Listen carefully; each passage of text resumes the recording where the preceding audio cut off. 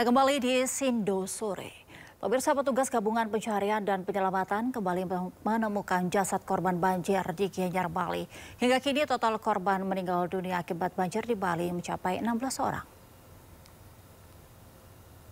Jasad seorang perempuan berusia 50 tahun asal desa Guang, Kecamatan Sukawati, Kabupaten Gianyar, Bali ditemukan. Korban ditemukan 500 meter dari titik awal dilaporkan hilang terseret arus banjir. Warga bersama petugas gabungan langsung mengevakuasi jenazah ke rumah duka untuk dilakukan upacara pemakaman. Hingga kini total korban meninggal dunia akibat banjir menjadi 16 orang.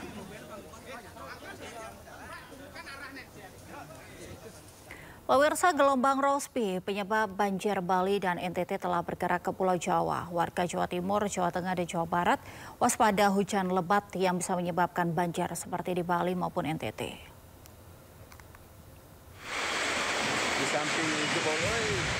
BMKG menyebut gelombang Rossby pemicu hujan lebat di Bali dan NTT yang menyebabkan banjir besar. Belasan nyawa tewas akibat banjir di kedua wilayah. Kini gelombang Rossby memang sudah hilang dari langit Bali dan NTT. Tapi data BMKG menyebut gelombang Rossby yang memicu awal hujan di langit bergerak ke Pulau Jawa. Warga Jawa Timur, Jawa Tengah, dan Jawa Barat harus waspada tingkat tinggi dalam 1 pekan ke depan. Karena bisa jadi hujan lebat dengan durasi lama bisa tiba-tiba datang dan menyebabkan banjir seperti Bali dan NTT. BNPB sudah mendeteksi pergerakan gelombang Rossby ke Pulau Jawa. Modifikasi cuaca pun dilakukan.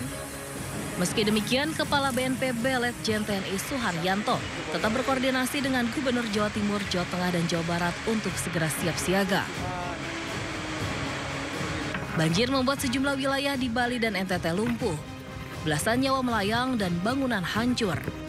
Antisipasi dini teror gelombang Rossby di sejumlah wilayah setidaknya bisa meredam jatuhnya korban jiwa. Tim Liputan iNews melaporkan. Dan pemirsa, untuk mengetahui terkait fenomena cuaca ekstrim di sejumlah wilayah di Indonesia, kita sudah tergabung dengan Prakirawan Senior BMKG, Clara Dea. Selamat sore, Mbak Clara. Baik, Mbak Clara, ya mengenai banjir bandang di sejumlah daerah Bali, NTT, Lampung ini nampaknya karena gelombang Rossby begitu. Informasinya bagaimana? Seperti apa karakteristik dari gelombang Rossby ini, Mbak Clara?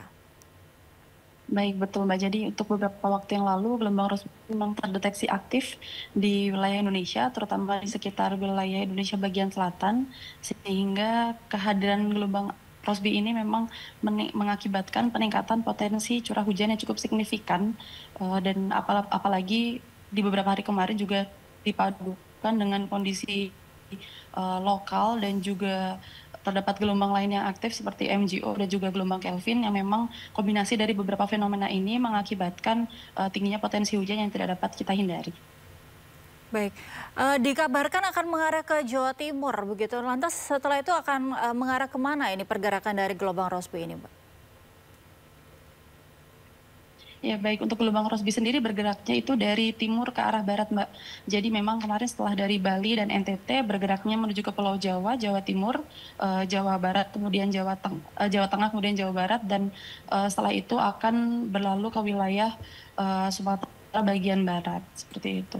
Baik, jadi apakah ini sebelum terjadi adanya banjir di daerah tengah Indonesia begitu, ini sudah terdeteksi dari BMKG sebelumnya bahwa akan terlanda atau akan terlewati gelombang Rossby ini, Mbak?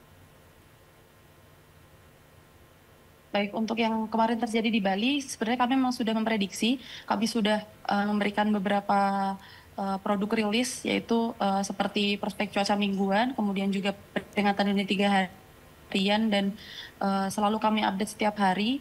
Bahkan ketika kejadian yaitu tanggal 9 sampai 10 September itu kami mengeluarkan sebanyak 11 kali novesting. Itu yang kami upayakan untuk dapat memperingatkan dan juga sebagai proses untuk waspada akan terjadinya cuaca yang ekstrim yang kemudian dapat berdampak menjadi banjir seperti yang terjadi di Bali kemarin. Oke, Mbak Clara, dengan adanya banjir yang kemudian terjadi di Bali dan NTT dan mungkin sekarang akan bergerak menuju ke wilayah barat Indonesia ini, apakah ini sudah menjadi perkiraan terburuk ketika diprediksi bahwa gelombang Rossby ini akan melanda? Baik, sebenarnya gelombang Rossby ini sering ya Mbak aktif di wilayah Indonesia, namun memang bagaimana pengaruh curah hujannya itu juga tidak hanya bergantung dari kehadiran gelombang Rossby saja, namun jika dipadukan dengan kondisi lokal yang mendukung seperti kelembaban udara tinggi, kemudian terdapat konvergensi angin juga, nah itu yang akan menyebabkan potensi hujannya menjadi sangat tinggi gitu. Jadi sebenarnya beberapa waktu siklus gelombang Rossby ini memang cukup sering terjadi. Namun memang dampaknya biasanya hanya peningkatan curah hujan yang tidak sampai ekstrim. Nah ini kemarin terjadi hingga sampai sangat ekstrim, lebih dari 300 mm per hari, itu disebabkan karena kombinasi dari beberapa fenomena yang sudah saya sebutkan tadi. Baik, lantas apakah ancaman cuaca ekstrem ini masih akan terjadi nantinya, Mbak? Baik, untuk di dasarian kedua September ini, memang potensi peningkatan curah hujan masih diperkirakan terjadi terutama di wilayah barat dan juga selatan Indonesia. Hal ini juga disebabkan masih aktifnya tadi gelombang Rossby, kemudian juga dari dipole mode index yang negatif, kemudian juga dari nilai OLR yang masih negatif, sehingga potensi peningkatan curah hujan masih cukup tinggi. Nah, ini perlu diwaspadai oleh masyarakat dan juga oleh pemerintah bahwa masih adanya potensi cuaca ekstrim dapat menyebabkan bencana hidrometeorologi terutama di wilayah Indonesia bagian barat dan juga selatan. Mengenai di Bali ataupun NTT, ini bagaimana Pak, Mbak, interaksi dari gelombang Rossby ini apakah sudah bergerak atau mungkin ada faktor lain yang bisa menyebabkan curah hujan tinggi atau curah hujan ekstrim khususnya di dua daerah ini?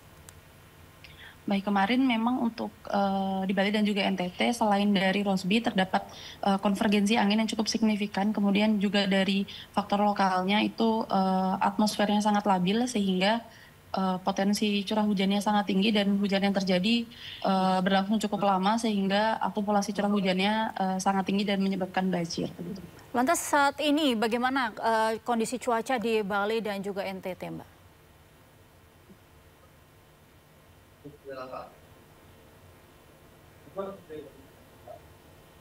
Mbak Clara? Boleh diulang? Baik, Mbak Clara, lantas bagaimana saat ini untuk kondisi cuaca di Bali ataupun NTT? Apakah masih waspada ataukah masyarakat sudah bisa tenang sedikit begitu? Baik, untuk beberapa hari ke depan di wilayah Bali dan juga NTT potensi hujan sudah mulai berkurang sehingga diharapkan juga wilayah-wilayah yang masih banjir akan dapat segera surut dan masyarakat yang masih mengungsi dapat segera teratasi dengan baik. Jadi kalau dari potensi cuaca untuk beberapa hari ke depan tergolong kondusif. Baik, khususnya di dua daerah itu ya. Lantas sudah berapa bulan kita ini kan mengalami sudah berapa bulan ini kita mengalami hujan ekstrim, padahal biasanya atau mungkin saat ini kita sudah berada di musim kemarau. Ini sebenarnya yang terjadi seperti apa ya Mbak? Hujan atau kemarau? Baik, sebenarnya memang musim kemarau itu tidak bisa digeneralisir menjadi tidak ada hujan sama sekali gitu Mbak. Jadi memang walaupun musim kemarau potensi hujan tetap terjadi, apalagi jika memang ada fenomena-fenomena yang berpengaruh atau dapat secara periode waktu yang cukup singkat dalam rentang harian dapat mempengaruhi kondisi curah hujan sehingga walaupun di musim kemarau memang potensi hujan terus ada.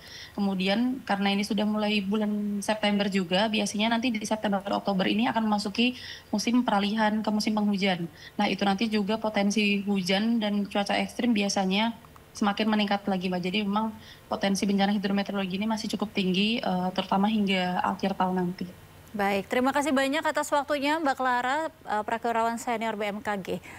Salam sehat.